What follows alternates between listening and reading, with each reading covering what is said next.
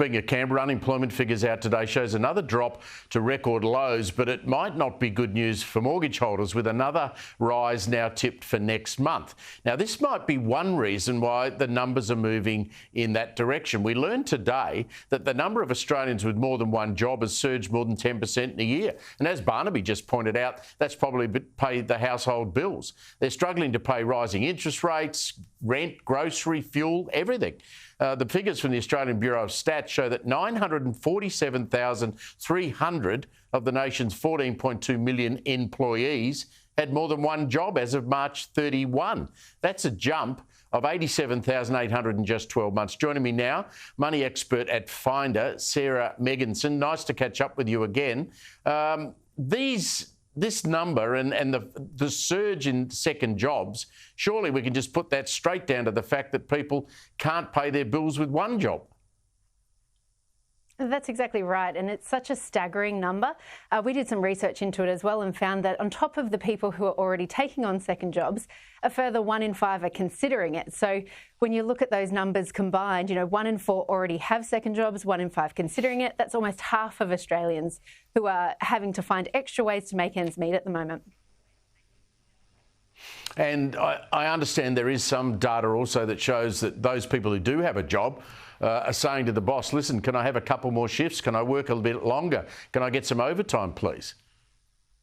Yeah, and also, as well as that, our stats are showing that 3% of Australians have actually come out of retirement to earn extra money because they just can't make ends meet.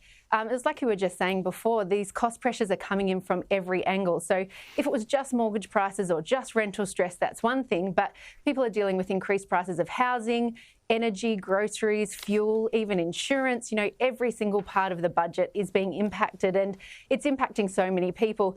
We had some feedback from a reader just a few weeks ago who said that after paying their mortgage, they've got $63 left a week to pay for groceries for a family of 3. And that doesn't stretch very far, and it's just not an uncommon story at the moment. No, Sarah, and we see charitable services around the country. You're seeing people I've never seen before lining up to get help with food. Are there any particular industries? Is it places like education maybe and healthcare? Where are these second jobs being taken up? What sort of work are people doing for a second job? Well, we know that the gig economy is kind of thriving in this second job capacity. So there's a bit of flexibility there. People can take on a second job on weekends or, at night time. I know of one family that's a 2-income family, and this is where it's really stressful. They're already a 2-income family with 3 kids, but the dad is Uber driving at night as well to earn extra income because the money that they earn between their 2 full-time jobs no longer covers their bills. So, those gig economy jobs are a flexible way to get into work, extra work. There's also hospitality is one of the, popular areas where people can make a bit of money on a weekend. There's kind of a range of different ways that people are doing it. And like you said, they're asking for extra shifts, asking for overtime.